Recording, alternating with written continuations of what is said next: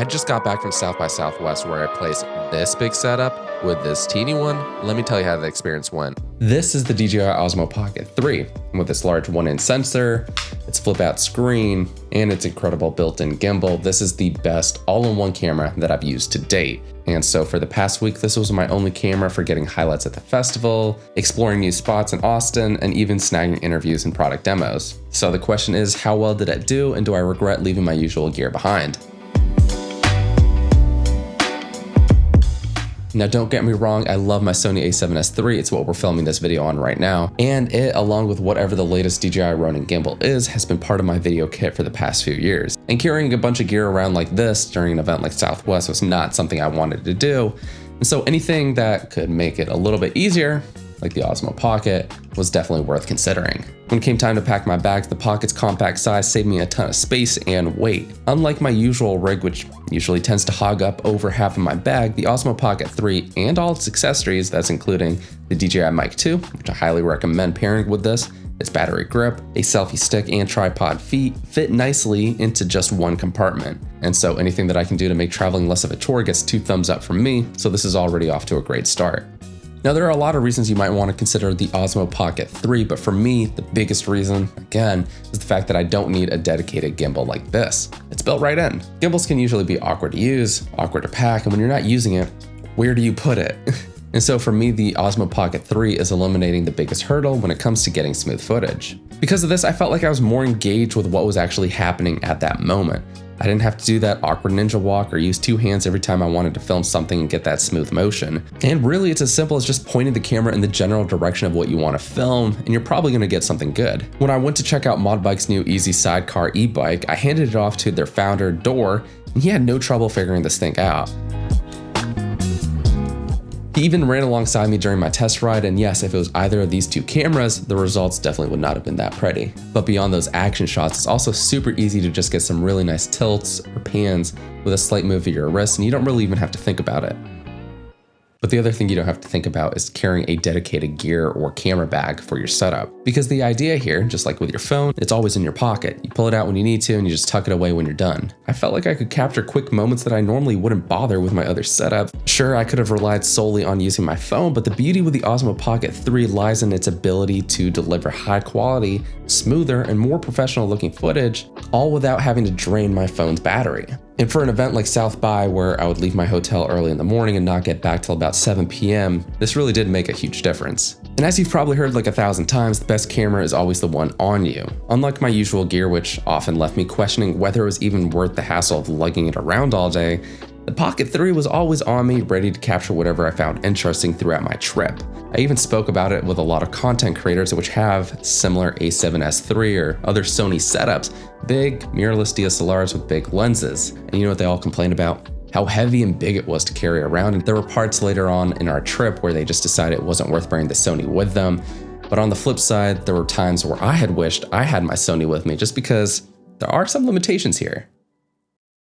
Right away, something that I don't find very convenient is its cover. You see that? It's meant to protect the gimbal and the front screen and even hold a few lens attachments, but in my opinion, this is not well designed. First, it doesn't always snap on that quickly, especially with that joystick.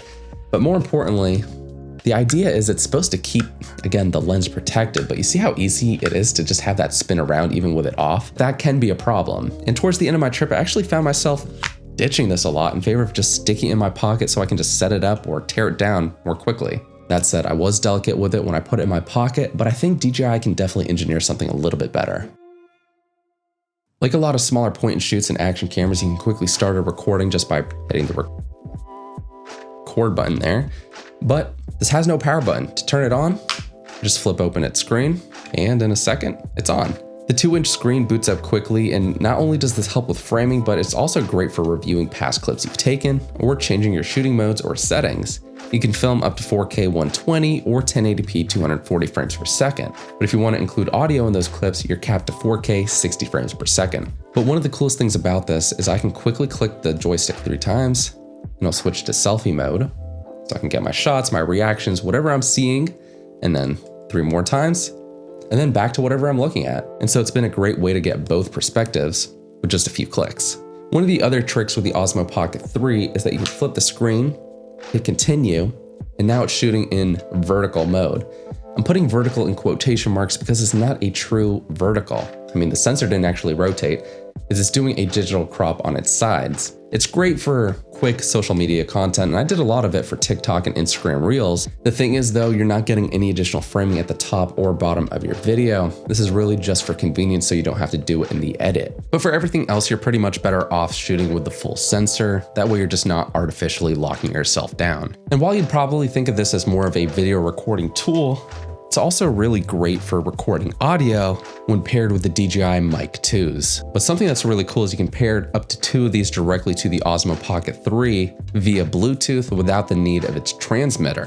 When paired and turned on, they'll automatically sync with the Osmo Pocket 3, saving you a bunch of hassle and setup. And to put this to the test, I did a few interviews, one with Mod Bikes and one with Marshall. I was able to quickly put a microphone on myself and one on the person I was interviewing, and with my framing and audio levels all set, I was ready to go. I was able to easily monitor my audio levels directly from the main screen on the Osmo Pocket 3 and make adjustments on the fly if I needed. And the thing I also really appreciate is even just using the internal mics, no need for a lapel, it's actually really high quality. You can take this even further by setting it to record internally with 32-bit float using its onboard memory, and that way if there's any disconnects or interference, you still have that as a backup recording. Which, as someone who's run into one too many issues, this is a must-have feature because it just gives you a sigh of relief knowing that you always have that backup recording. Lastly though, the one area that I found that this really stood out to me in the 1 week I was using it is, well, its ability to not stand out.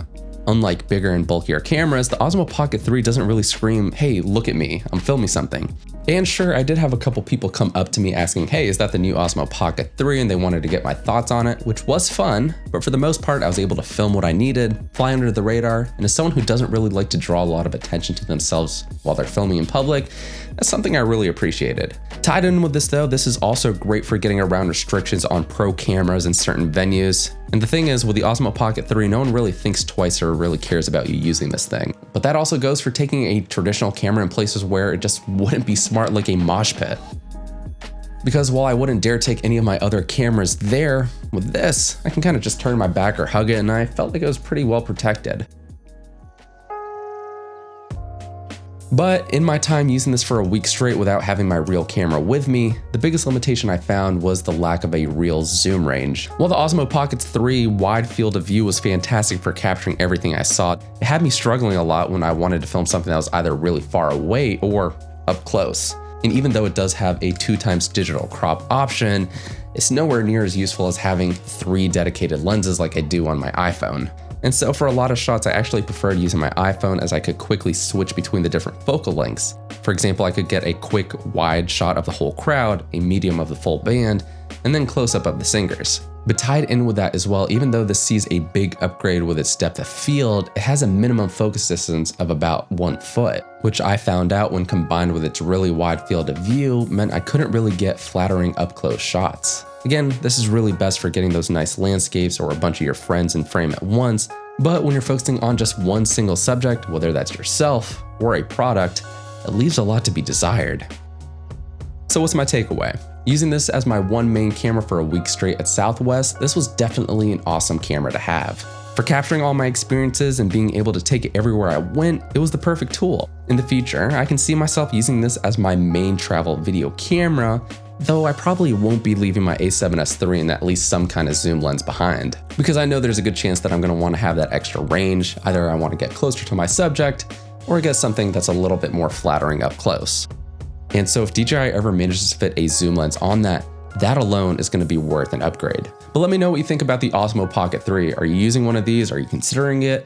Does this have everything you need to make it your one main camera setup? Let me know in the comments down below. As always, you can see the latest tech that we're testing and reviewing everywhere on socials at Tom's Guide. You can also follow me for a more behind the scenes look into the next videos that I'm working on. And until the next one, I'll catch you later.